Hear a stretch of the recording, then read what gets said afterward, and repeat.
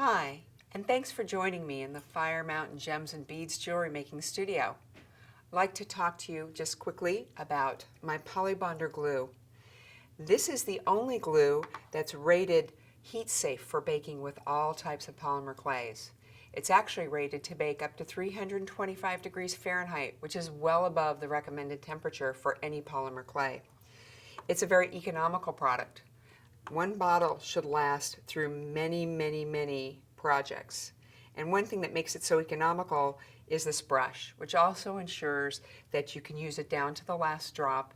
You're not going to get your fingers stuck on it because this glue is a cyanoacrylate. That's actually the fancy word for super glue.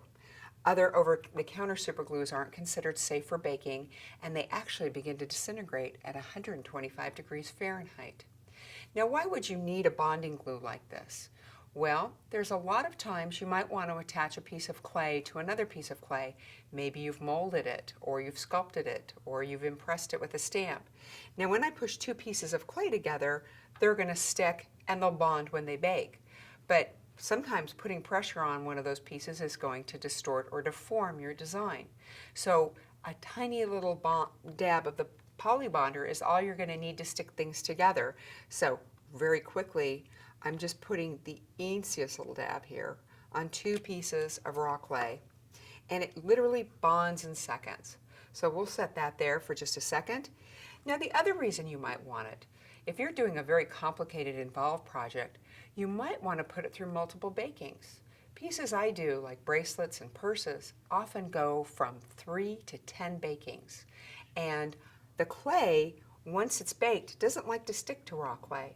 So the Polybonder enables me to, in my next stages of a project, attach clay and make sure that they'll bond together in my oven.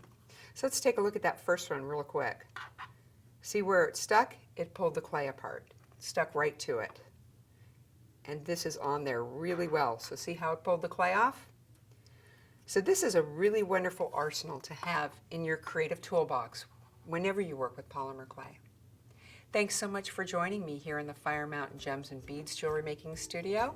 And this is the kind of product you do want to get stuck on.